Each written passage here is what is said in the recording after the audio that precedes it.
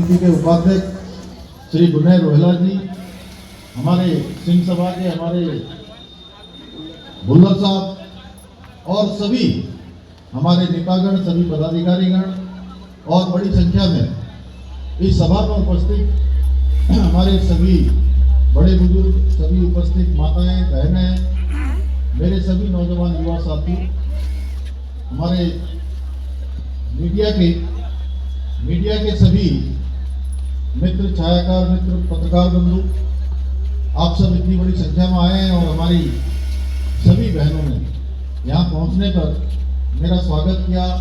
बड़े बुजुर्गों ने आशीर्वाद दिया, नौजवान साथियों ने जोश और उत्साह में नारे लगाए।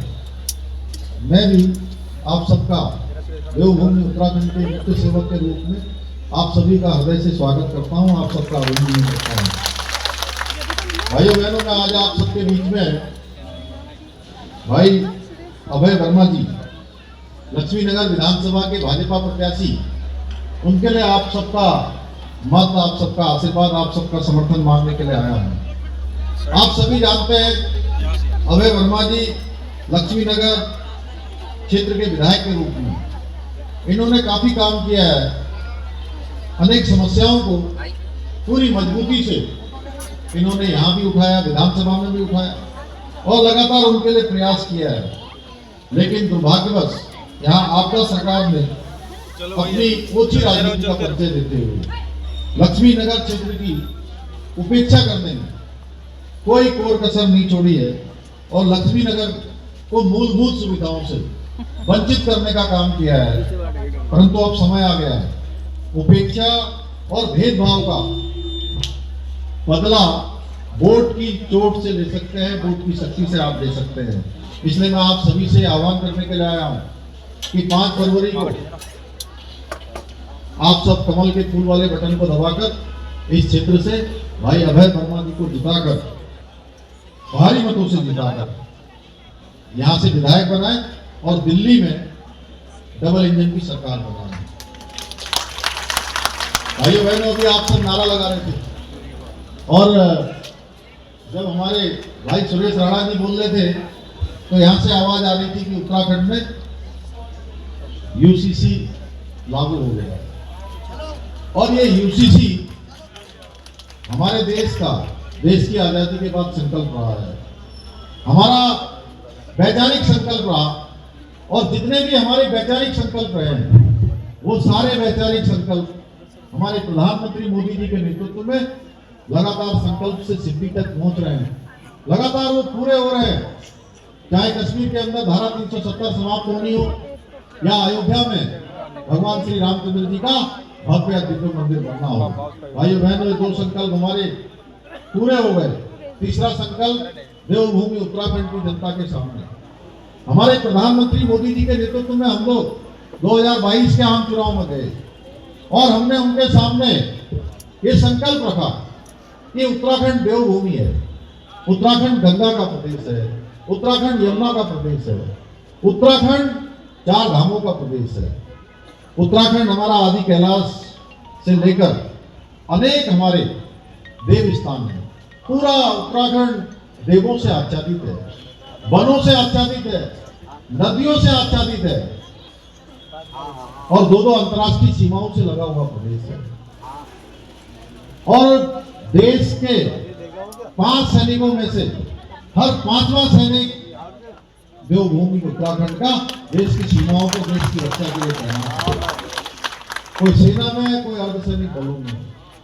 भाइयों बहनों, हमने कहा कि देवभूमि उत्तराखंड में रहने वाले हर एक नागरिक के लिए एक समान कानून होना चाहिए, चाहे वो किसी जाति का हो, किसी पंथ का हो, किसी समुदाय का हो। हमने एक संकल्प लिया था प्रधानमंत्री मोदी जी के नेतृत्व में और हमने सरकार बनते ही सबसे पहला काम जाति, पंथ, लिंग, इस भेद को समरस करते हुए देवभूमि उत्तराखंड में 27 जनवरी से सबके लिए एक समान कानून लागू कर दिया। अब उत्तराखंड में किसी बहन को हलाला का सामना नहीं करना पड़ेगा, इज्जत का सामना नहीं करना पड़ेगा, तीन तलाक जैसी कुरीतियों का सामना नहीं करना पड़ेगा, बहु विवाह का सामना नहीं करना पड़ेगा, सामाजिक कुरीतियों का सामना नहीं करना पड़ेगा। और आप सबको याद होगा दिल्ली में 2022 में एक बहुत चर्चित घटना हुई थी। श्रद्धा बालकर एक बेटी, उसके साथ एक आफ्ताब ने हैवानियत का काम किया था। टुकड़े टुकड़े काटकर 300 लीटर के फ्रिज में डाल दिए थे भाइयों बहनों। हमने समान नागरिक संहिता में प्रावधान कर दिया कि कोई आफ्ताब अब किसी भी बेटी श्रद्धा के साथ ऐसे हैवानियत का काम अपराध नहीं कर पाएगा।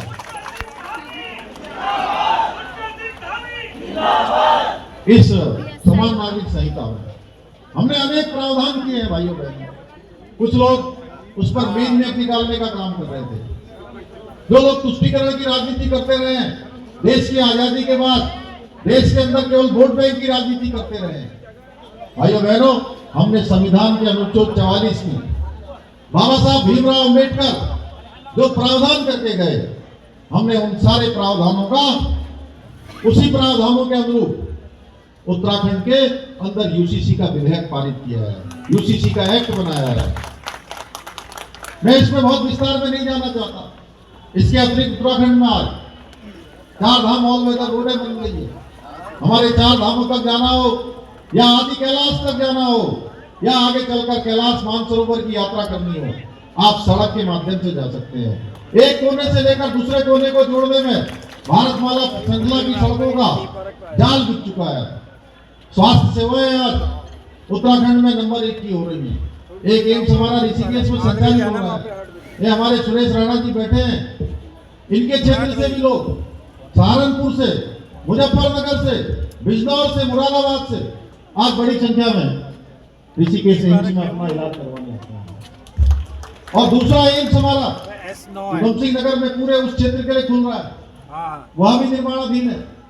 हमारा दिल्ली देहरादून का एयरपोर्ट हो या पंतनगर का एयरपोर्ट अंतर्राष्ट्रीय राष्ट्रीय स्तर का बनने को, या पिथौरागढ़ हवाई सेवाएं हो, या प्रत्येक जिले में चाहे गौचर हो, चाहे जोशियाड़ा हो, चाहे लैसगंज हो, चाहे अल्मोड़ा हो, मुंशियारी हो, चंपावत हो, इन सभी स्थानों के लिए आज हवाई सेवाएं चल रही हैं। भाइयों बहनों, ऐसे अनेकों काम। आज बद्रीनाथ का मास्टर प्लान, केदारनाथ का नवनिर्माण पुनर्निर्माण। आप सबको याद होगा कि 2013 की आपदा के बाद 2013 की आपदा के बाद केदारनाथ का पूरा परिसर क्षतिग्रस्त हो गया था। पूरी तरह से एक तरह से उसके अंदर प्रलय हो गई थी। उस प्रलय से निकालने का काम आदमी प्रधानमंत्री मोदी जी के प्रधानमंत्री बनने के बाद हुआ है।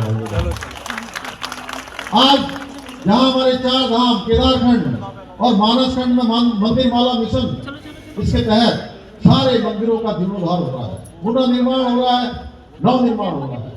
उत्तराखंड आज सतत विकास के लक्ष्यों को प्राप्त करने में नीति आयोग की इंडेक्स में पूरे देश में पहले स्थान पर आया है। भाइयों बहनों, बेरोजगारी दर हमने 1 साल में 4.4% की हम कमी लाए हैं।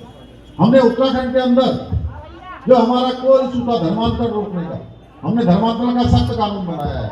लव जिहाद के खिलाफ कार्रवाई की है, लैंड जिहाद के खिलाफ कार्रवाई करके 5,500 एकड़ से भी ज्यादा जमीनों को अवैध अतिक्रमण से मुक्त कराया है। हर जगह पर अतिक्रमण था, कहीं नीली चादर, कहीं पीली चादर, कहीं हरी चादर। भाइयों बहनों, इस सबसे मुक्त कराने का काम हमने किया है। यह अभियान हमारा अभी आगे भी चलने वाला है। इसके साथ ही दंगा रोकने के लिए हमने दंगा रोधी कानून बनाया है। थूक जिहाद जैसी घृणित मानसिकता को पूरी तरह से रोकने के लिए हमने सख्त कदम उठाए हैं। उत्तराखंड के लोग होंगे, यहाँ पर अभी मुझे अभय जी बता रहे थे द्वारीखाल के लोग हैं। हम हर जगह सड़क ला रहे हैं, द्वारीखाल के लिए हम सड़क ले जाएंगे। लेकिन एक बात बताना चाहता हूँ, पिछले 3 सालों में उत्तराखंड राज्य में हमने 20,000 से भी ज्यादा लोगों को सरकारी नौकरियां हमारे नौजवानों को मिलने में उनको सफलता प्राप्त हुई है। और एक में भी नकल का मामला नहीं आया है, क्योंकि हम भारतवर्ष का सबसे सख्त नकल का कानून लाए हैं, जिसमें हमने उम्र कैद तक की सजा का प्रावधान किया है। अभी राष्ट्रीय खेल भी हो रहे हैं हमारे यहाँ देवभूमि उत्तराखंड में, राष्ट्रीय खेल इस समय चल रहे हैं। अब चुनाव हो रहा है दिल्ली का। मैं आपसे निवेदन आशीर्वाद मांगने के लिए आया अभय वर्मा जी के लिए, अब आप कह रहे होंगे मैं उत्तराखंड की बात क्यों कर रहा हूँ भाई, ऐसा तो नहीं सोच रहे हैं? उत्तराखंड की बात मैं इसलिए कर रहा हूँ कि एक तो दिल्ली और उत्तराखंड कोई अलग अलग नहीं है। यहाँ के लोग चारधाम यात्रा में जाते हैं, यहाँ के लोग देव दर्शन के लिए जाते हैं, यहाँ के लोग गंगा मैया में स्नान करने के लिए जाते हैं, हरिद्वार जाते हैं, ऋषिकेश जाते हैं, यमुना मैया में दर्शन करने जाते हैं। कांवड़ यात्रा में बड़ी संख्या में दिल्ली से लोग जाते हैं, पूरा लाइन लगी होती है। अरे वो भी नहीं बताने वाला।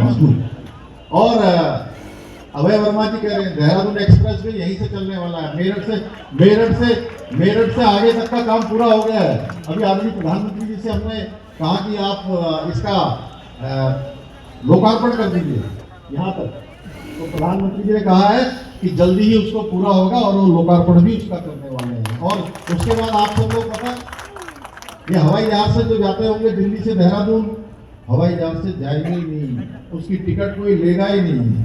क्यों नहीं लेगा? क्योंकि 2 घंटे में आप दिल्ली से देहरादून पहुंच जाएंगे। अब हमारे ये वीर जी खड़े, वीर जी बैठे, अब हेमकुंड साहब, उल्ला साहब, ये हेमकुंड साहब जाने के लिए प्रधानमंत्री जी ने रोप वे का शिलान्यास कर दिया है। और जहां हेमकुंड जाने के लिए 2-3 दिन का समय लगता था, बड़ी कठिन यात्रा होती थी, आने वाले समय में वो यात्रा कुछ ही घंटों में पूरी हो जाएगी। चाहे बुजुर्ग लोग हैं, शारीरिक रूप से कमजोर लोग हैं, सबको यात्रा पूरी।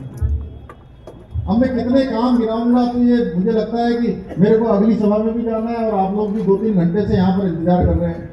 अब मैं ये सब इसलिए बता रहा हूँ, ये सब काम इसलिए हो पा रहे हैं क्योंकि उत्तराखंड में डबल इंजन की सरकार है। हमारे प्रधानमंत्री मोदी जी के मार्गदर्शन में चलने वाली सरकार है। अभी हरियाणा में चुनाव हुए बगल में, हम सब लोग चुनाव में थे वहां। देखिए हरियाणा में तीसरी बार लोगों ने डबल इंजन लगाया है, तीसरी बार डबल इंजन लगाया है। महाराष्ट्र में चुनाव हुए, डबल इंजन लगाया है। उत्तराखंड में चुनाव हुए, वहां तो हर बार हर चुनाव में सरकार बदल जाती है। राज्य स्थापना के 22 साल बाद पहली बार उत्तराखंड की जनता ने मिथक तोड़ दिया, परिपाटी बदल दी और एक इतिहास बना दिया। जो सरकार थी भाजपा की सरकार को दोबारा जो है मौका दे दिया। भाई बहनों, डबल इंजन की सरकारें लगातार काम कर रही है, इसलिए डबल इंजन की सरकारों को मौका मिल रहा है। दिल्ली में पिछले 11 सालों से अधिक समय से आपदा की सरकार है, आपदा की सरकार, और उससे पहले 15 सालों तक कांग्रेस की सरकार। सब मिला लेंगे तो आप 26-27 साल यहाँ गैर भाजपाई सरकार है। भाइयों बहनों, इसलिए दिल्ली पूरी दुनिया की सबसे ज्यादा प्रदूषण वाली राजधानी है। ये तमगा हमको किसने दिया है? ये तमगा देने का काम केजरीवाल जी ने किया है। इसी प्रकार यमुना जी की बात कर रहे थे अभी हमारे अभय जी, यमुना जी को जब हम दिल्ली में देखते हैं तो सच में मन में आंसू आ जाते हैं, बहुत भावुक हो जाते हैं, क्योंकि मां यमुना प्राणदायिनी है, जीवनदायिनी है। यहाँ आचमन करना तो छोड़िए, यहाँ नहाना भी बड़ा मुश्किल है, और नहाना छोड़िए, सींचने के काम भी नहीं रह जाते, इतना आगे। और इसका दोष हरियाणा पर मरते हैं। अरे भाई, तुम भी हरियाणा में ही पैदा हुए, कोई बेटा, कोई पुत्र, ऐसा कोई पुत्र हो सकता है क्या जो इस प्रकार की बात कर रहे हैं कि हरियाणा के लोग जहर घोल दे रहे हैं इसमें? अरे भाई, कौन सी लेबोरेटरी में आपने टेस्ट करवाया है जो आप कह रहे हो कि जहर घोल देते? इन्होंने हर बात पर झूठ बोला है, और अब की बार चुनाव में फिर कह रहे हैं, मैं देख रहा था इनका घोषणा पत्र में फिर कह रहे हैं कि इस बार सरकार बनेगी तो हम अगले साल यमुना जी की सफाई कर देंगे। अरे भाई, आपको 5 साल ये मिले, उससे पहले 5 साल मिले, आपने 10 साल में क्या कहा था? यमुना जी की सफाई करेंगे। ये प्रश्न केवल मेरा नहीं है कि मैं बोल रहा हूं, ये प्रश्न हमारा सबका है। दिल्ली वाले पूछना चाहते हैं